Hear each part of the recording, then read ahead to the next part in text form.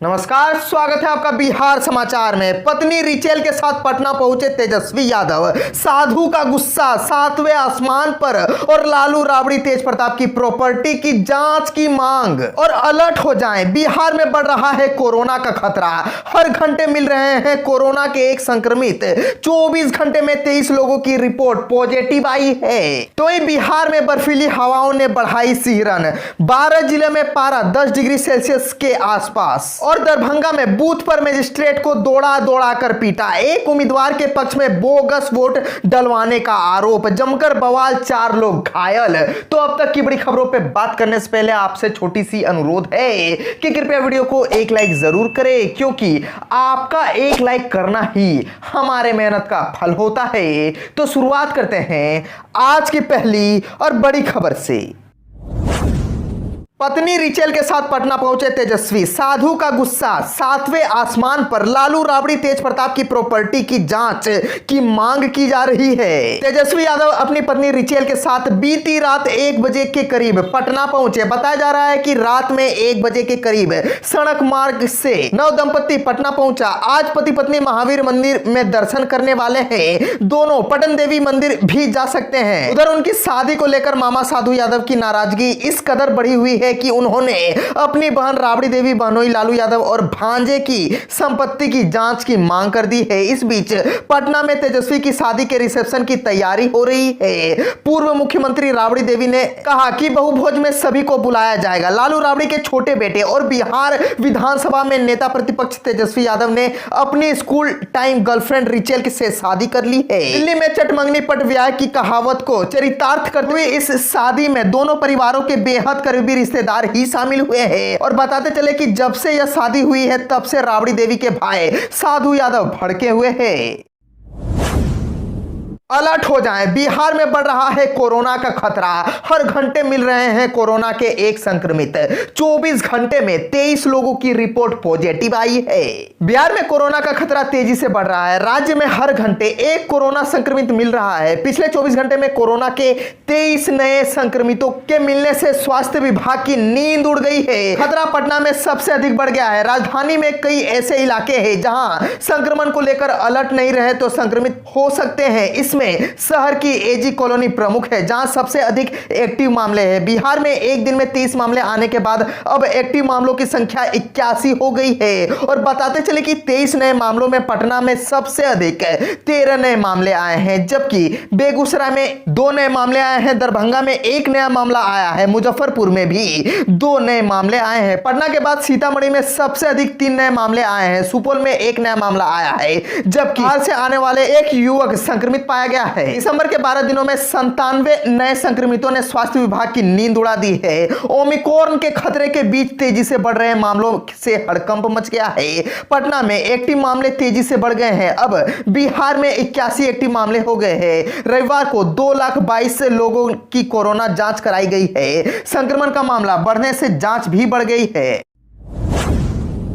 BJP सांसद और मंत्री मुकेश साहनी में बयानबाजी। साहनी बोले, भौंक रहे निषाद। जवाब में एमपी ने कहा, बीजेपी के कार्यकर्ता भौंकते नहीं, दहाड़ते हैं। मुजफ्फरपुर के बीजेपी सांसद अजय निषाद और बिहार सरकार के पशुपालन व मत्स्य पालन मंत्री मुकेश साहनी में बयानबाजी तेज है। निषाद ने साहनी पर निशाना साधते हुए कहा कि भाजपा के कार्यकर्ता भौंकते नहीं है, दहाड़ते हैं। दरअसल मंत्री ने उनके बारे में कहा था कि वे दूसरे के इशारों पर भौंकते हैं। इसी को लेकर दोनों आमने सामने आ गए हैं। सांसद ने उन्हें नसीहत देते हुए कहा था कि पहले तो उन्हें योगी जी से माफी मांगनी चाहिए। अगर भाजपा में रहना है तो योगी जिंदाबाद बोलना पड़ेगा, नहीं बोलेंगे तो फिर उन्हें समझ में आ जाएगा। वीआईपी के एमएलए मुसाफिर पासवान के निधन के बाद सीट खाली हो गई है। इसके बाद सीट पर चुनाव की चर्चा के बीच बीजेपी सांसद अजय निषाद ने वीआईपी के राष्ट्रीय अध्यक्ष मुकेश साहनी पर टिप्पणी करते हुए उन्हें अनुकंपा वाला नेता बता दिया है। इस पर साहनी भड़क गए और भाजपा सांसद को दूसरों के इशारे पर भौंकने वाला कर दिया। इसके बाद से बयानबाजी का दौर जारी है। बिहार में बर्फीली हवाओं ने बढ़ाई सिहरन, 12 जिलों में पारा 10 डिग्री सेल्सियस के आसपास। बर्फीली पछुआ हवाओं ने मैदानी इलाकों में सिहरन बढ़ा दी है। दिसंबर का दूसरा हफ्ता चल रहा है तो वहीं तीसरे हफ्ते तक इसके अपने रंग में आने के आसार है। कई जिलों में भारी ठंड तो कहीं सघन कोहरे की वजह से रविवार को सूबे के जनजीवन पर असर पड़ा है। 12 जिलों का पारा 10 डिग्री सेल्सियस के आसपास या इसके नीचे आ गया है। गया में सर्वाधिक धुंध के कारण 100 मीटर की दर्ज की गई, जिसका यातायात पर बहुत ही बड़ा असर पड़ा। प्रदेश में पूसा सबसे ज्यादा ठंड महसूस हुई। यहां राज्य भर में सबसे कम न्यूनतम तापमान 7.5 डिग्री सेल्सियस दर्ज किया गया। गया में न्यूनतम तापमान 8.6 डिग्री सेल्सियस पर आ गया। पिछले 24 घंटे में न्यूनतम पारे में सबसे ज्यादा कमी कटिहार में आई है। यहां शनिवार के मुकाबले रविवार को पारा 6.3 डिग्री सेल्सियस पारा नीचे आ गया है। मौसमविदों के मुताबिक पिछले 2 दिनों से उत्तरी पश्चिमी दिशा से आ रही बर्फीली हवाओं की वजह से सूबे में न्यूनतम और अधिकतम तापमान में तेजी से गिरावट आई है। तेजस्वी यादव के अंतरजातीय विवाह के समर्थन में उतरे सुशील कुमार मोदी, कह दी बड़ी बात। तेजस्वी यादव की दिल्ली में हुई शादी को लेकर बिहार में राजनीति उबाल पर है। हालांकि उनके विरोधी दल के नेता भी इस अंतरजातीय विवाह की सराहना कर रहे हैं, लेकिन पूर्व सांसद और तेजस्वी यादव के मामा साधु यादव लगातार इस फैसले को लेकर लालू परिवार के खिलाफ आग उगल रहे हैं। लालू प्रसाद के छोटे बेटे तेजस्वी यादव के अंतरजातीय विवाह को लेकर भले उनके मामा साधु यादव विरोध कर रहे हैं, लेकिन इस शादी का बिहार के पूर्व डिप्टी सीएम और राज्यसभा सांसद सुशील कुमार मोदी ने खुलकर समर्थन किया है। सुशील मोदी ने पटना एयरपोर्ट पर मीडिया से बातचीत में तेजस्वी को अंतरजातीय विवाह करने को लेकर बधाई दी और कहा कि उन्होंने बहुत बड़ा काम किया है। मोदी ने कहा कि तेजस्वी ने हिम्मत करके ऐसा किया है और तेजस्वी ने जो मानक बनाया उसे राजद के दूसरे लोग भी फॉलो करें। मालूम हो कि तेजस्वी यादव ने दिल्ली में अपने बचपन की दोस्त रचेल से शादी रचाई है। तेजस्वी की इस शादी को लेकर बिहार में सियासत गर्मा गई है और खुद उनके सगे मामा साधु यादव इस शादी के विरोध में न केवल खुद बयान दे रहे हैं बल्कि लालू परिवार के इस फैसले के खिलाफ लगातार कई संगीन आरोप लगा रहे हैं। तेजस्वी यादव की शादी के बाद पटना में रिसेप्शन होना है, लेकिन रिसेप्शन कब होगा इसको लेकर अभी तारीख का ऐलान नहीं हो सका है। बिहार में प्राइमरी शिक्षकों की काउंसलिंग टलने के बाद हाई स्कूल और +2 शिक्षकों की नियुक्ति पर भी ग्रहण। बिहार में शिक्षा विभाग द्वारा शनिवार को प्रारंभिक शिक्षकों के नियोजन कार्यक्रम के तहत घोषित 14 से 22 दिसंबर तक की काउंसलिंग को तत्काल प्रभाव से स्थगित किए जाने के बाद अब राज्य के हाई स्कूल +2 शिक्षकों के 30,020 पदों के नियुक्ति कार्यक्रम पर भी ग्रहण लगता दिख रहा है। शिक्षा विभाग ने 22 अक्टूबर 2021 को पंचायत चुनाव के चलते छठे चरण के तहत माध्यमिक उच्च माध्यमिक विद्यालयों के शिक्षकों की नियुक्ति के लिए 29 जुलाई 2021 को जारी शेड्यूल को अगले आदेश तक के लिए स्थगित कर दिया था। इसे स्थगित करते हुए तब शिक्षा विभाग ने अधिसूचना में कहा था कि पंचायत निर्वाचन 2021 के समापन के बाद नियोजन की कार्यवाही पुनः प्रारंभ करने के लिए अलग से समय सारिणी जारी की जाएगी। गौरतलब है कि शिक्षा विभाग पंचायत चुनाव के बीच भी माध्यमिक उच्च माध्यमिक शिक्षकों की नियोजन प्रक्रिया जारी रखना चाहता था। इसको लेकर राज्य निर्वाचन आयोग से भी अनुमति मांगी गई। बताया गया कि यह पहले से चल रही प्रक्रिया है, लेकिन राज्य निर्वाचन आयोग द्वारा 12 अक्टूबर को ही नियोजन प्रक्रिया को जारी रखने पर असहमति जताए जाने के मद्देनजर शिक्षा विभाग को इसे स्थगित करने का फैसला 22 अक्टूबर को लेना पड़ा।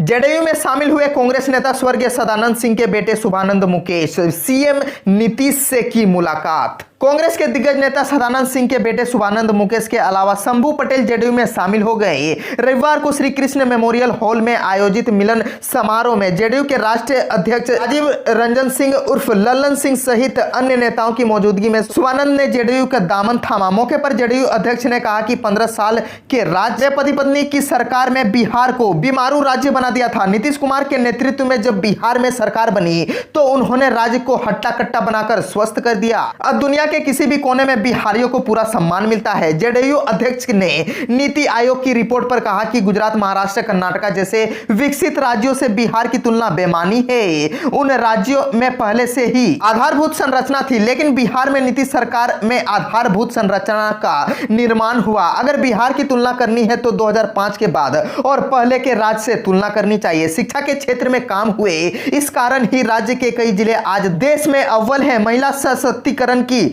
मिसाल राज्य में पेश हुई। 10 लाख से अधिक स्वयं सहायता समूह बने। निकायों में महिलाओं को 50% आरक्षण दिया गया।